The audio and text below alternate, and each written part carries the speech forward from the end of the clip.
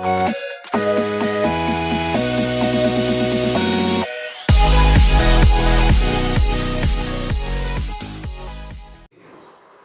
Dear friends, welcome to all of you on Gyantum classes. जैसा कि हम लोगों ने रेशियो प्रोपोर्शन के क्वेश्चन को सॉल्व किया था और कुछ उनसे रिलेटेड क्वेश्चन और बचे थे, उन्हीं क्वेश्चन को स्टार्ट करते हैं।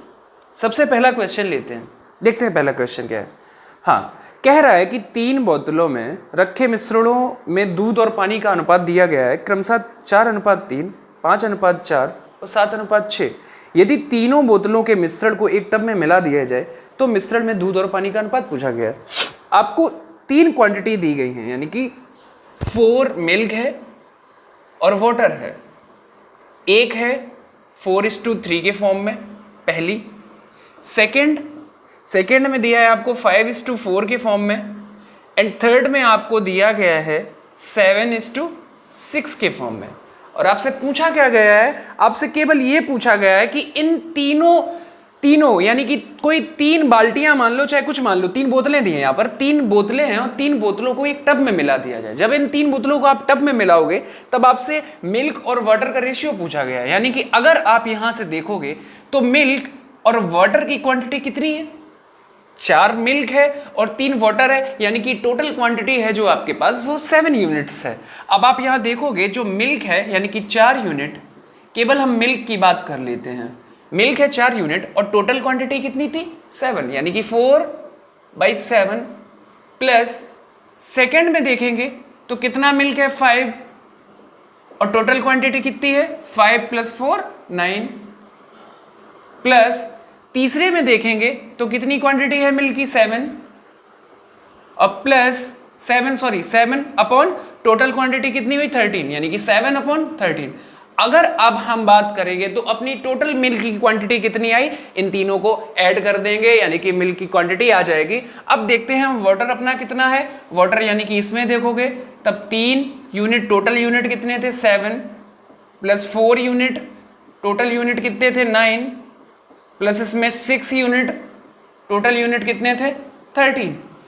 Is that clear to you? अब आगे देखोगे तब आपका ऑप्शन सीधा दिया गया है यहाँ पर, सेकेंड ऑप्शन, जहां पर आपको ये इन दोनों की क्वांटिटी दी गई है, यानी कि 4/7 + 5/9 + 7/13 इज टू 3/7 + 4/9 + 6/13।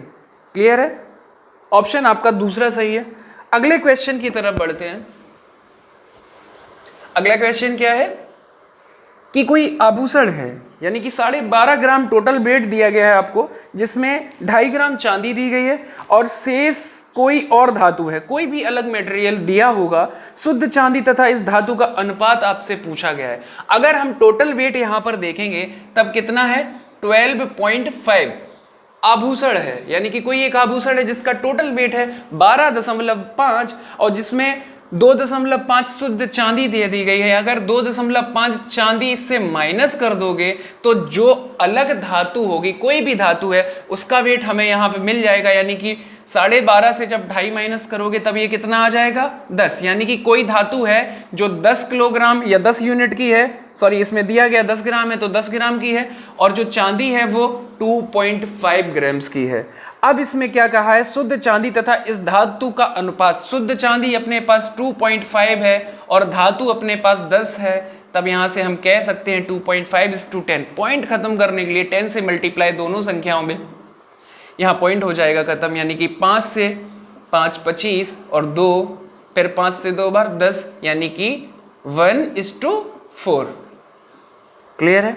ऑप्शन देखेंगे तब आपका ऑप्शन पहला बिल्कुल सही है। अगले क्वेश्चन की तरफ बढ़ते हैं। दिया गया है कि संपूर्ण पृथ्वी पर जमीन से पानी का अनुपात दिया गया है 1:2 के फॉर्म में। उत्तरी गोलार्ध में यह अनुपात 2:3 है। दक्षिणी गोलार्ध में जमीन का पानी से आपसे अनुपात पूछ दिया गया है। देख लेते हैं। हमने मान लिया कि कोई एक संपूर्ण पृथ्वी, ये मान लेते हैं सर्कल। अब यहां पर हमें दिया गया है टोटल जो जमीन और पानी का अनुपात दिया गया है वो 1:2 के फॉर्म में है। सही है। चलो, उत्तरी गोलार्ध में यह अनुपात 2:3 में है, यानी कि उत्तरी गोलार्ध में देखोगे तब ये 2:3 में है। अगर यहां से हम देखेंगे तो एक चीज तो ये क्लियर है कि अगर ये हिस्सा 1 यूनिट है और ये हिस्सा 1 यूनिट, कहने का मतलब अगर उत्तरी गोलार्ध 1 यूनिट और दक्षिणी गोलार्ध 1 यूनिट है तो संपूर्ण पृथ्वी अगर देखोगे तब कितना निकल के आएगा, यानी कि 2 यूनिट। जमीन और पानी टोटल 2 यूनिट हो जाएगी। अब इसमें क्या है, 1 यूनिट है। अगर यहां से हम देखेंगे जमीन और पानी का अनुपात अगर 1:2 दिया है तो यहां से हमें पता चलता है कि ये जस्ट इसका 2 गुना ही होगा, यानी कि इसकी टोटल क्वांटिटी इससे 2 गुनी होगी। पहले तो हम इन दोनों की क्वांटिटी को बराबर करते हैं, कैसे कि 1:2 है, यानी कि टोटल क्वांटिटी इसकी है 3 और इसकी टोटल क्वांटिटी है 5, यानी कि अगर हम इसमें 5 से मल्टीप्लाई कर दें और इसमें 2:3 में मल्टीप्लाई कर दें 3 से, यानी कि क्वांटिटी दोनों की बराबर आ जाएंगी। 5 और 5 दूनी 10, इसमें देख लीजिए 6 और 9, यानी कि 10 5 15 और 9 6 15। अब हमें क्या करना है, हमें पता है कि संपूर्ण जो पृथ्वी होगी वो उत्तरी गोलार्ध से जस्ट 2 गुनी होगी या किसी भी पार्ट से जस्ट डबल होगी। तो अगर जब डबल है तो इसको हम डबल कर दे रहे हैं, तब ये कितना आ जाएगा 10 और 20। ये रहा अपना टोटल और ये रहा केवल अपना नॉर्थ का, यानी कि उत्तरी गोलार्ध का। अब टोटल में से उत्तरी गोलार्ध अगर हम माइनस कर देंगे तो हमें दक्षिणी गोलार्ध का जमीन और पानी का अनुपात मिल जाएगा। 10 में से 6 की 4 और 20 में से 9 11। क्लियर है, यानी कि 4:11। पहला ऑप्शन आपका बिल्कुल सही है। अगले क्वेश्चन की तरफ बढ़ते हैं। एसएससी 2005 में पूछा हुआ क्वेश्चन था ये, और भी बहुत बार ये क्वेश्चन हमेशा एग्जाम में पूछा ही जाता है।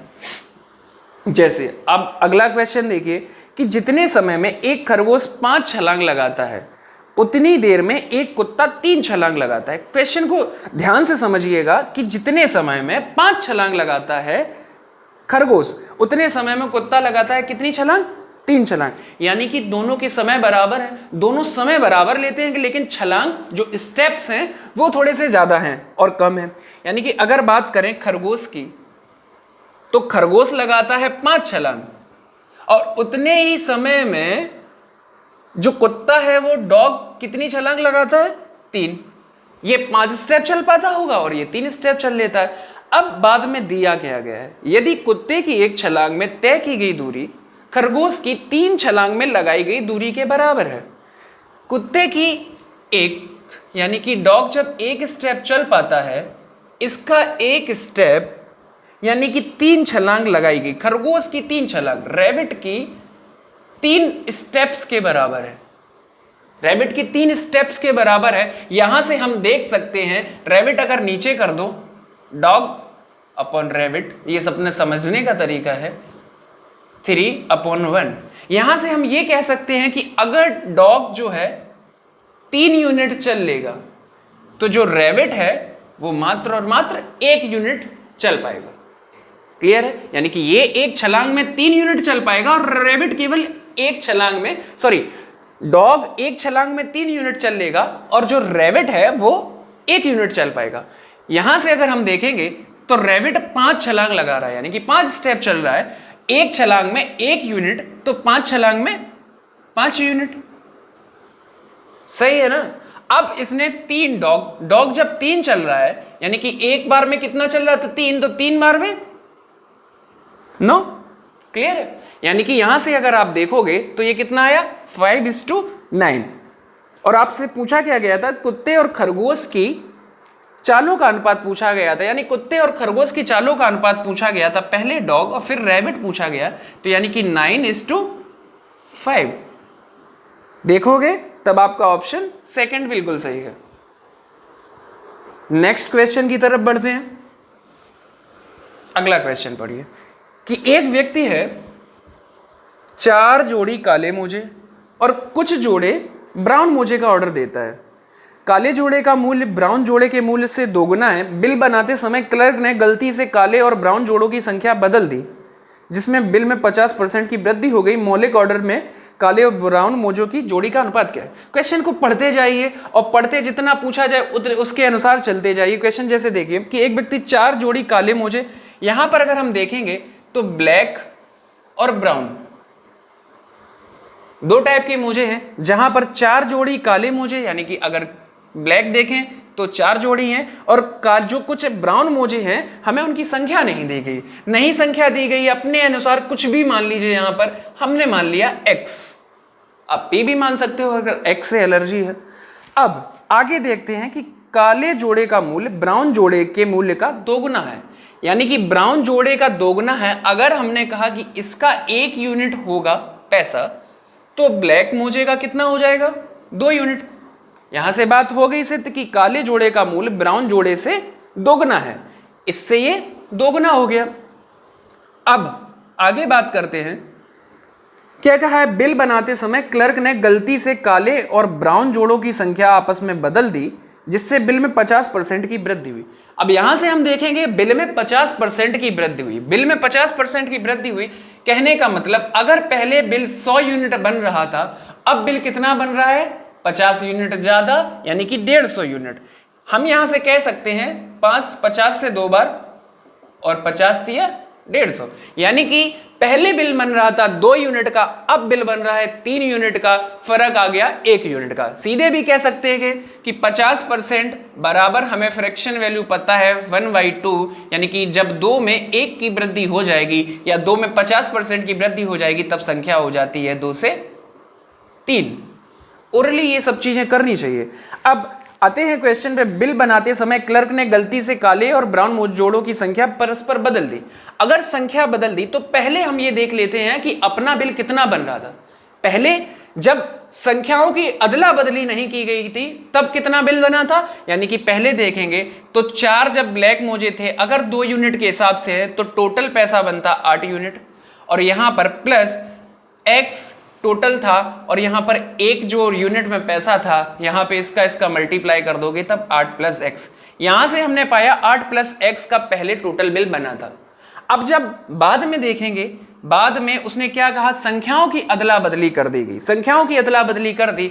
हमने कहा जो ब्राउन है वो 4 यूनिट हो गए और जो ब्लैक है वो x यूनिट हो गए, सही है। अब जब इतने हो गए तो हम x का उसके पैसों से मल्टीप्लाई, यानी कि 2x प्लस यहां पर 4 का 1 यूनिट से मल्टीप्लाई, यानी कि 4। पहले था अपना 8 + x, अब अपना रेट हो गया 2x + 4, और क्वेश्चन में हमसे कहा गया था कि पहले था 2, अब कितना हो गया है बाद में 3। सही है, अब तक समझ में आया होगा आपको। अब क्या करना है, केवल इक्वेशन को सॉल्व कर दीजिए। 3 का 8 से ऊपर कर दीजिए, 24 प्लस 3x इधर कर देते हैं, 24 + 3x is equal to 4x + 8। यहां से देखेंगे 3x उधर गए, माइनस को हो गए, x बराबर 16, यानी कि x बराबर आपका 16 आ गया है। मौलिक ऑर्डर में काले और ब्राउन मोजों की जोड़ी का अनुपात, यानी कि जो पहले था, जब अदला बदली नहीं की गई थी तब आपका अनुपात पूछा गया है, x की जगह केवल आपने 16 पुट कर दिया, तब ये कितना होगा, 4 से 1 बार और 4 से 4 बार, यानी कि 1:4। क्लियर है, यानी कि 1:4। ऑप्शन देखेंगे तब आपका ऑप्शन तीसरा बिल्कुल सही है। काले और ब्राउन ही पूछा गया था ना, ब्लैक और ब्राउन, सही है। अगले क्वेश्चन की तरफ बढ़ते हैं कि ऐश्वर्या के पास कुछ मुर्गी तथा भेड़ हैं, यदि दोनों के कुल पैरों की संख्या 100 है तो दोनों की सिरों की कुल संख्या 38 है। मुर्गी तथा भेड़ों की संख्या का अनुपात पूछा गया है। क्वेश्चन देखते हैं, हमने मान लिया कि दोनों के कुल पैरों की संख्या, मान कि जो मुर्गी हैं वो x हैं और जो भेड़ हैं वो y है। यहां से देखेंगे तो मुर्गी के 2 पैर होते हैं और भेड़ के 4, यानी कि 2x + 4y बराबर दिया गया है 100 के। अब सिरों की भी संख्या दी गई है, यानी कि सिर कितना होता है 1 और भेड़ का भी 1, यानी कि x + y बराबर आ गया 38। x + y बराबर 38। इक्वेशन को सॉल्व कर दीजिए, 2 से मल्टीप्लाई अगर इसमें कर दिया, ये 2x + 2y, ये कितना हो जाएगा, 2 8 = 16, 2 3 = 6 और प्लस 1 7, 76। 2x और 2x यहां से कट जाएंगे, 4y में से 2y अगर माइनस करोगे तो कितना बचा, 2y बराबर यहाँ से कितना बचा 24, यानी कि बाई बराबर अपना कितना आ गया 12। यानी कि यहाँ से देखेंगे तो भेड़ों की संख्या हमें मिल गई है, यानी कि भेड़ मिल गई है 12, और कुल सिरों की संख्या यानी कि टोटल संख्या हमें दी गई थी 38। अगर 38 से 12 माइनस कर दोगे तब ये कितना आ जाएगा, 38 से 12 माइनस किया 6 और 3 में से 1 गई 2, यानी कि 26 मुर्गी हैं और 12 हैं भेड़। क्लियर है, 26 और 12। आपसे मुर्गी तथा भेड़ों की संख्या का अनुपात पूछा गया है, ये 13 और ये 6। ऑप्शन देखोगे तब आपका चौथा ऑप्शन बिल्कुल सही है। अब इस क्वेश्चन को हमें ऐसे सॉल्व नहीं करना है, अप्रोच लेकिन पता होनी चाहिए कि क्वेश्चन कैसे हो सकता है। ये तो हो गया अपना लॉन्ग मेथड। अब क्वेश्चन में जो समझने लायक बात है ये देखते हैं कि यदि दोनों के कुल पैरों की संख्या 100 दी है, एग्जाम के पॉइंट ऑफ व्यू से क्वेश्चन को कैसे करना है कि पैरों की संख्या टोटल दी गई है 100, तो दोनों के सिरों की संख्या कुल संख्या दी गई है 38। अगर यहां पर हम बात करें सिरों की संख्या 38 दी गई है, सिरों की संख्या 38 दी गई है, हम कह देते हैं कि यहां पर भेड़ें हैं टोटल। इन सिरों की संख्या में केवल हम सबको भेड़ मान लेते हैं। अगर 38 सिरों की संख्या है तो उसके अनुसार अगर हम देखेंगे तो भेड़ों की संख्या टोटल पैरों की संख्या कितनी निकल के आएगी, 38 का 4 से मल्टीप्लाई कर देंगे, यानी कि 4 से 8 बार 32 और 4 तिया 12 3 15, यानी कि यहां से निकल कर कितना आया 152 निकल के आया। लेकिन हमें कुल जो संख्या दी गई थी वो पैरों की संख्या कितनी दी गई थी 100। पैरों की संख्या मात्र हमें 100 दी गई थी और टोटल तो हो गए यहां पर 152, यानी कि जो अतिरिक्त पैर हुए हैं वो किसकी संख्या होगी, वो जो अतिरिक्त पैर हैं वो संख्या हुई किसकी होगी, यानी कि 2 पैर वालों की। अगर यहां से हम 152 से 100 माइनस कर देंगे तब ये कितने आ गए 52 पैर, जो कि होंगे 2 पैर वालों के, यानी कि मुर्गे के। अब यहां पर देखेंगे 2 पैर हैं, यहां से सिरों की संख्या निकाल लेंगे या फिर उनकी कुल क्वांटिटी निकाल लेंगे, तो डिवाइड 2 से कर दिया, 2 से 2 बार 4 और 6, यानी कि हम देखेंगे यहां से 26 निकल कर आया। 26 है जो मुर्गों की संख्या है, और बाद बाकी जो 38 से आप माइनस करोगे तब ये कितना आ जाएगा 2 और 12, यानी कि 12 आ गई भेड़ों की संख्या। 26 अनुपात 12 के अनुपात में काट दीजिए 13 अनुपात 6। ऑप्शन आपका वही निकल गया है, चौथा ऑप्शन। क्लियर है। अगले क्वेश्चन की तरफ बढ़ते हैं। सेम क्वेश्चन ऐसा ही है। रहीम के पास कुछ मुर्गियां और गाय हैं। सिरों की संख्या 48 है और पैरों की संख्या 140 है। यहां से हम देखेंगे पैरों की संख्या हमें 140 दी गई है और सिरों की संख्या जो है यानी कि टोटल नंबर जो दिए गए हैं वो 48 हैं। अगर यहां से हम गाय के हिसाब से यानी कि 4 पैर वाले जानवर के अनुसार निकालेंगे तब हम यहां से पाएंगे कि 4 से मल्टीप्लाई किया यानी कि पैरों की कुल संख्या निकल के आई 4 32 4 चौको 16 3 19, यानी कि 192 पैर कुल निकल कर आई अगर यहां पर सारे के सारे 4 पैर वाले होते या फिर गाय होती। लेकिन यहां पर क्वेश्चन में आपको दिया गया है कि कुल पैर जो हैं केवल 140 हैं, 140 कुल पैर है। लेकिन हम यहां से देखेंगे कि जो अतिरिक्त यहां पर निकल कर आए हैं 140 के बाद में 140 और 50 90 यानी कि 52, जो 52 पैर निकल कर आए हैं ये किसके होंगे, यानी कि 4 पैर की तो हम कैलकुलेशन कर चुके हैं, जो अतिरिक्त पैर निकल कर आए होंगे वो होंगे केवल और केवल 2 पैर वालों के। यानी कि बात करेंगे तो मुर्गियों के पैर होंगे, तो मुर्गियों की संख्या आपसे पूछी गई है, यानी कि 2 पैर के हिसाब से जब टोटल 52 पैर हैं तो यहाँ मुर्गियों की संख्या निकाल लेंगे, 2 दूनी 4 और 26, यानी कि 26 जो है कि मुर्गियां हैं। आपसे पूछा क्या गया था, आपसे मुर्गियों की ही संख्या पूछी गई थी 26। अगर आपसे पूछ दिया जाता कि गाय की संख्या बताओ तब आपको पता है कि 48 टोटल थे, 48 में से 26 माइनस कर देंगे, आपका आंसर आ जाएगा। Is that clear to you. आगे बढ़ते हैं कि 2 स्टेशनों के बीच प्रथम और द्वितीय श्रेणी की किराए का अनुपात 4:1 है तथा प्रथम और द्वितीय श्रेणी में सफर करने वाले यात्रियों की संख्या का अनुपात 1:40 है। यदि कुल किराए की वसूली 11,000 रुपए है तो प्रथम श्रेणी के यात्रियों से वसूले गए किराए की रकम कितनी है। थोड़ी सी लैंग्वेज ज्यादा टफ दे दी गई है, क्वेश्चन उतना टफ नहीं है। 2 स्टेशनों के बीच प्रथम और द्वितीय श्रेणी के किराए की बात करते हैं तब यहां से हम पाएंगे किराए का जो अनुपात दिया गया है वो 4:1 के अनुपात में है, यानी कि 4:1। प्रथम और द्वितीय श्रेणी में सफर करने वाले यात्रियों की संख्या है जो कितनी है, ये तो हुआ अपना किराया, और ये हैं जो यात्री दिए गए हैं। यात्री कितने दिए गए हैं? यात्रियों का अनुपात 1:40 दिया गया है। अब उसने क्या किया गया है कि यात्रियों का अनुपात है, यदि कुल किराए की वसूली 11,000 रुपये हो तो प्रथम श्रेणी के से यात्रियों से वसूले गए किराए की रकम पूछिए। नॉर्मल है, यहाँ से हम टोटल किराया देखेंगे, एक किराया यानी कि टोटल यात्री और किराए से मल्टीप्लाई कर देंगे, तब ये आया 4 यूनिट और ये कितना आया 40 यूनिट। यहाँ से जब देखेंगे तो टोटल किराया अपना निकल के आया 44, means 44 unit is equal to, आपको क्वेश्चन में गिवन है 11,000 के।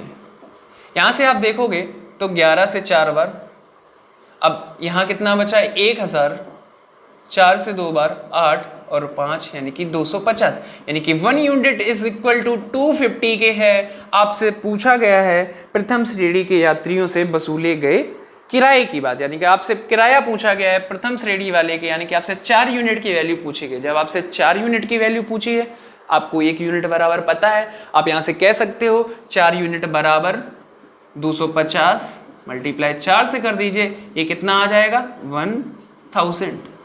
क्लियर है? ऑप्शन देखेंगे तब आपका ऑप्शन चौथा बिल्कुल सही है। आई थिंक इस स्लाइड में इतने ही क्वेश्चन थे। ओके, आज की अपनी स्लाइड में इतने ही क्वेश्चन थे। मिलते हैं अपने नेक्स्ट वीडियो में और भी अच्छे क्वेश्चन के साथ। यही जोश बरकरार रखिए और मजे करिए, जहां भी हैं सेफ रहें, सुरक्षित रहें। तब तक के लिए धन्यवाद।